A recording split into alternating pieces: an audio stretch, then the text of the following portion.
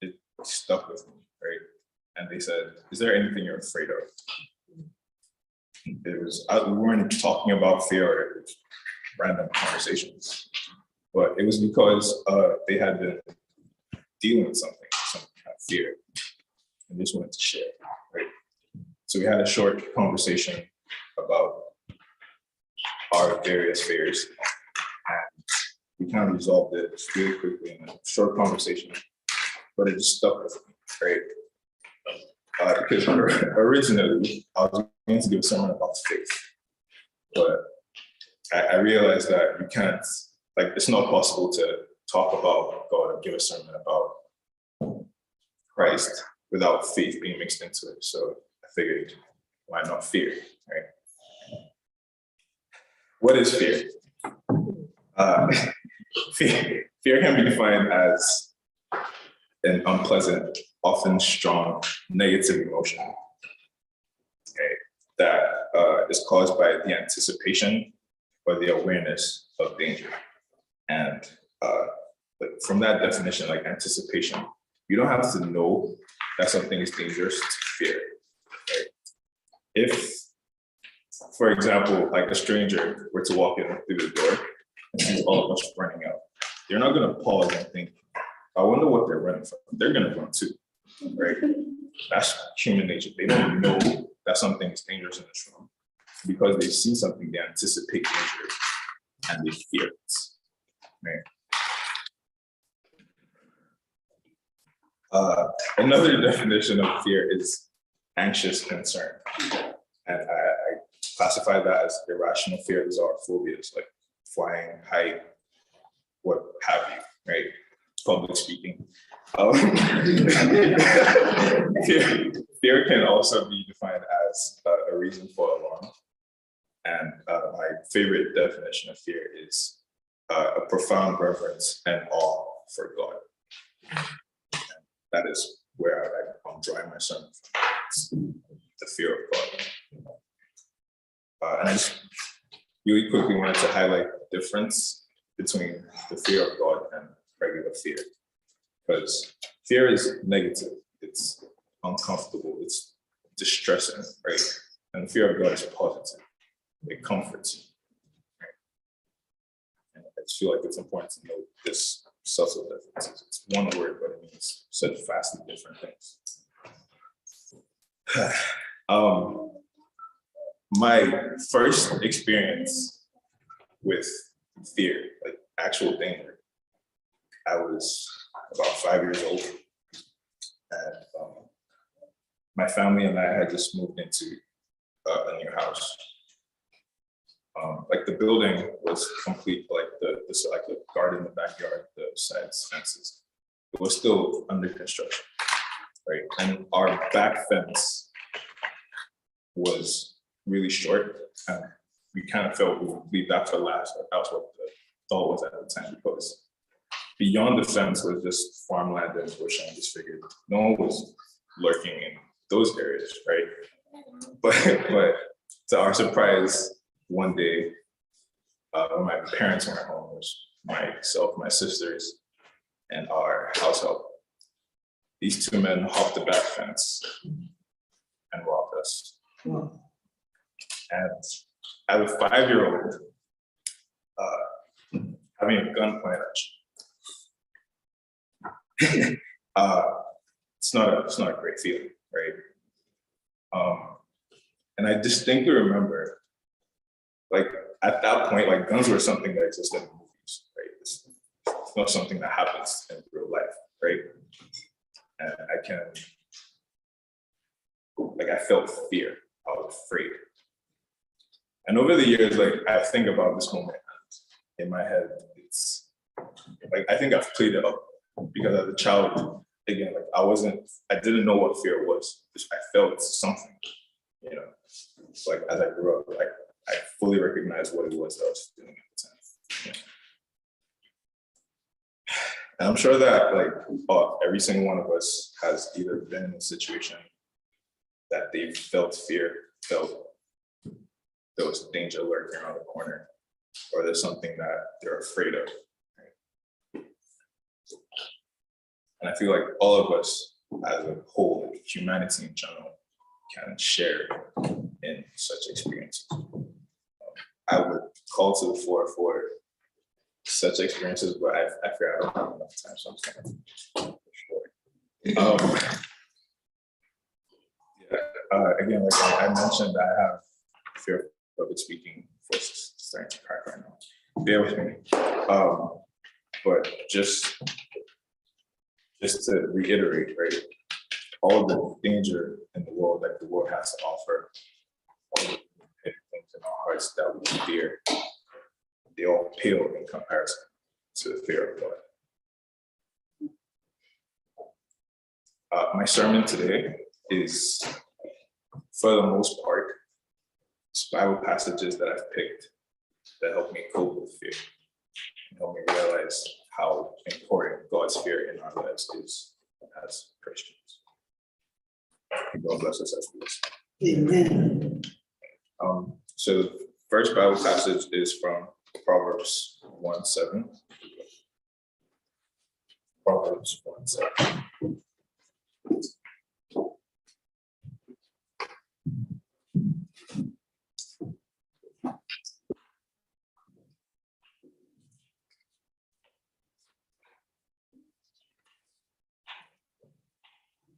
Are you there?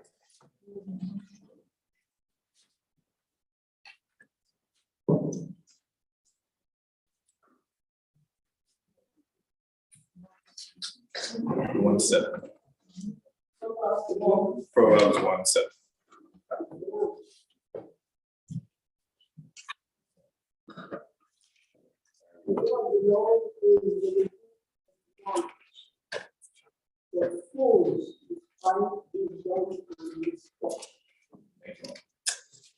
Fear of the Lord is the beginning of knowledge, but fools despise wisdom and instruction.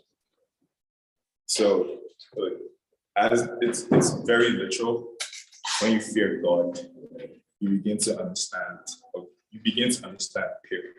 That is where your knowledge begins. That's where wisdom starts. So when you fear God, when you're in awe of God, when you respect God, because that's what reverence is. It's deep respect, it's love, it's admiration. So once you begin to walk with God and fear Him and respect Him, that is where your knowledge starts from.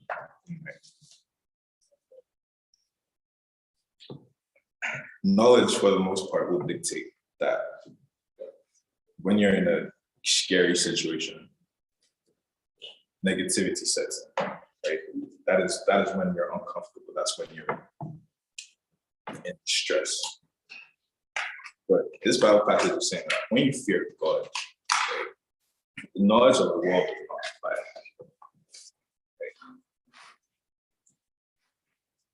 And if you're a fool, you despise wisdom and instruction. And every time I read this passage, I think of King Saul, because by all definition, he should have been a content man and should have feared God. The first anointed king of Israel was put in a position of immense power, immense wealth, immense blessing. And he despised instruction.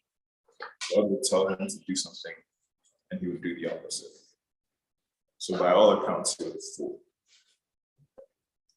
And he replaced the fear of God in his life with the fear of earthly things. Because of that, the Spirit of God left him. And 1 Samuel chapter 18, verse 12 says, Saul was afraid of David because the Lord was with David, but had departed from Saul. So Saul began to believe in himself more than he feared God. He thought it was. Amen. Saul began to believe that it was his power that brought him to where he was. He began to despise the words of God that was related to him. And because of this, because he disobeyed, because he began to let earthly fears creep into his life. He lost the spirit of God. He lost the fear of God. And ultimately, he lost everything. Right?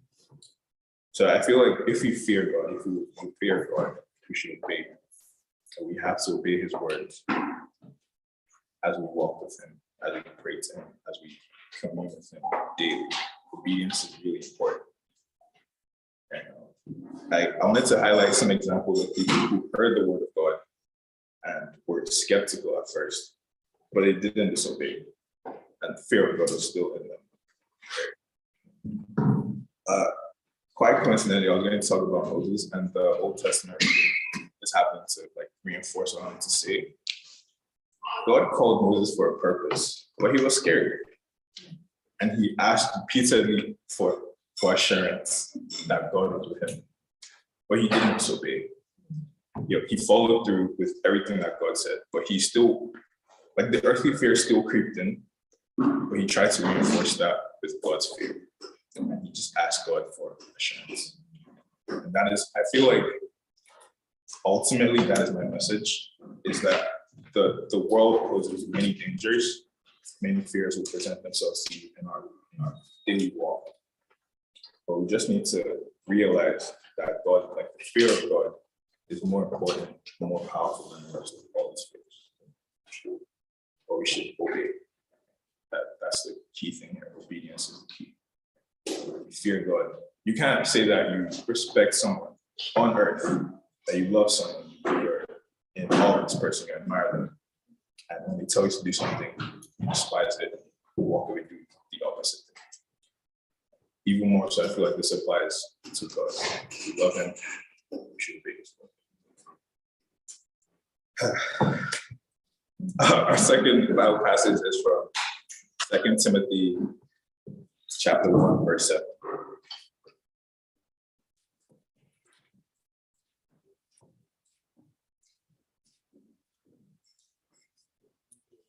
Chapter 1, verse 7. 2 Timothy chapter 1, verse 7. For God has not given us the spirit of fear, but of power and of love and of a sound mind. Thank you very much. So,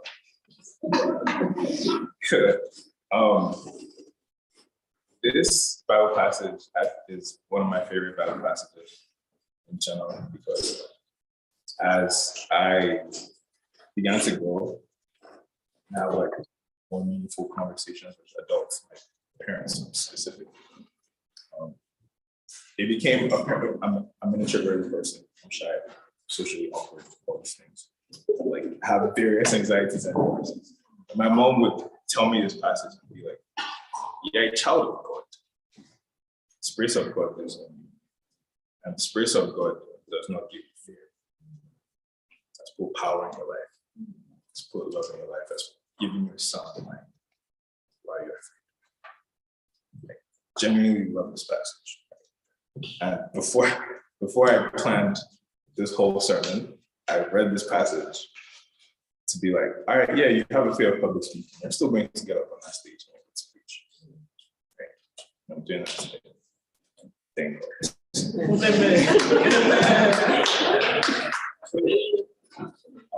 I wanted to highlight has anyone, I hope not a lot of people, but has anyone ever been in a position where they're faced with whatever situation and they feel paralyzed? Not physically, but you feel like you can't make a move. Right? It's a terrifying position to be in. Right? You're faced with whatever obstacles, and you feel like I don't know what to do. That's fear. Right? And it's an earthly fear. It's not. There's always a way out. There's always a way out. God will always give you a way out. He does not place obstacles in front of you that you cannot surpass. But as humans, we can let fear dictate our moves and our lives to the point where we feel that there's nothing to do. And that's just not true. Can I let the fear of God overshadow whatever is in your life? And literally all it takes is communication. Praise God. Praise the Lord. Hallelujah. Pray to God. Have a direct line. Just have a conversation. Read the word. The Bible is there with us always. I literally read the Bible on like my quest. Pastor will say that's a bad thing, but like the Bible is there for us to read. And there's no situation on this earth that the Bible doesn't cover. Like whatever you're faced with, you can find an answer to that. You can find an answer to talk to. The fear of God surpasses everything.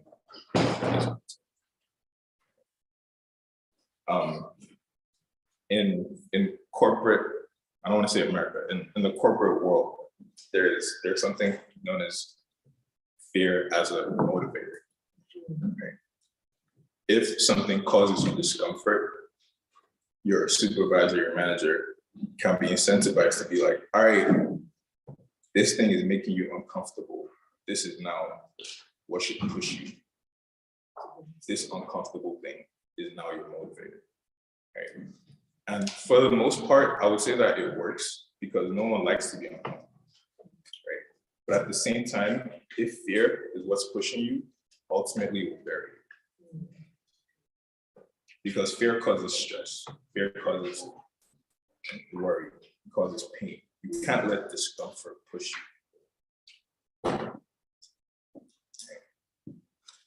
Yeah. God has given us spirits of power, love, and a sound mind. And not have a sound mind and use fear at your back. It's impossible. So if up until today, you've been using fear to push you, please stop. And realize that God is greater than the world's greatest thing. God is bigger than the world's greatest thing, better than the world's best thing. And your walk with Him, your love for Him, your respect of Him is enough to help you out of whatever situation.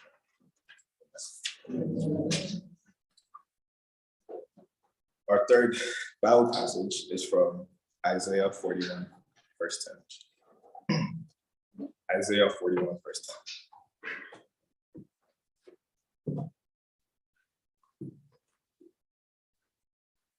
Isaiah 41, verse 10.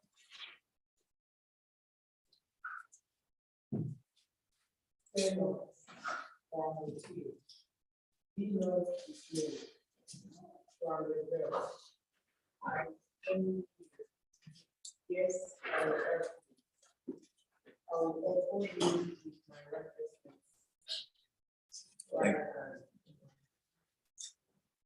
Thank you.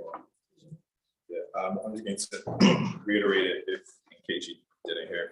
It says, "Do not fear, for I am with you.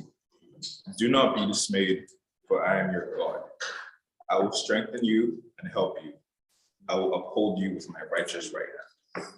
This is the word of the Lord. Right. So I use this particular verse for what I'm classifying as fear of uncertainty. Right. No one knows tomorrow. We're all prone to like worry about like, what could happen next, and fear can creep into your life that way. Right. But God is saying that He's with you. Do not be dismayed. Do not be discouraged. He's your God. He's going to uphold you. Right. And just to relate to like the students here, like if, for example, you're afraid of failure, you're taking a class and you're now scared that you're going to fail this class, and you're like, oh, I don't want to fail, I'm scared I'll fail, so I'm going to study. Right? Like the end goal is all right, but the cause is wrong. You shouldn't be saying that I'm scared I'll fail, therefore I'll read. It should be, I have belief in God that I will pass. I'm going to read. It all ties, like you can't, fear cannot be your motivator. it will make you uncomfortable to make you work too much stress. As a child of God, in your walk with God, your love for God, your communication with God, you should know that He did not put you on this earth to be a failure. He put you on this earth to succeed. And He always wants the best for you.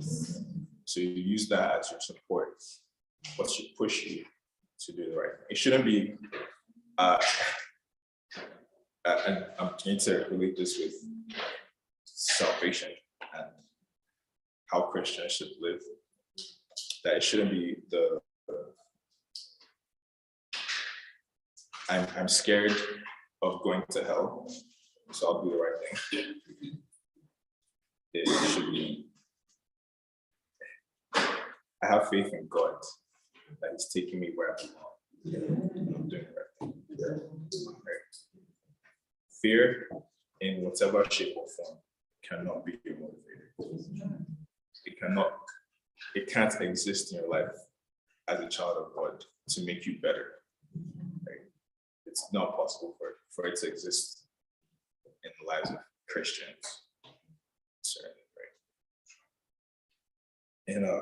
In Psalm 56, verse 3-4, which says, "When I am afraid, I put my trust in you. In God, whose word I praise. In God I trust, and I'm not afraid. What can be a mortal beauty?" At the end of the day, fear is, or the negative fear, is earthly fear. It's what this natural world poses to you, what dangers it poses to you. But what is mortality in the face of immortality? What is the finite against the infinite? Right? There's nothing on this earth that can stand against God. And we all need to remember that in our daily walk. Just put that into literally everything that we do. Let's remember that God is greater, better than anything the world has against you. And we're able to surpass you, able to acquire victory.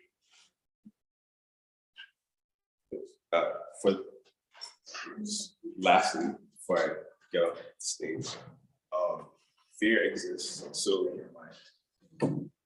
Right? Only, as I was like the dictionary definition states that you can anticipate something dangerous and already be afraid. It is here. Right?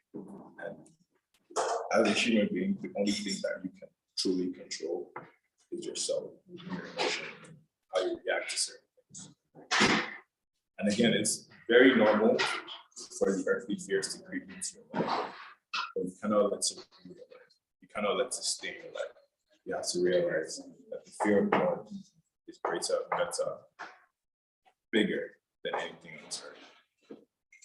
And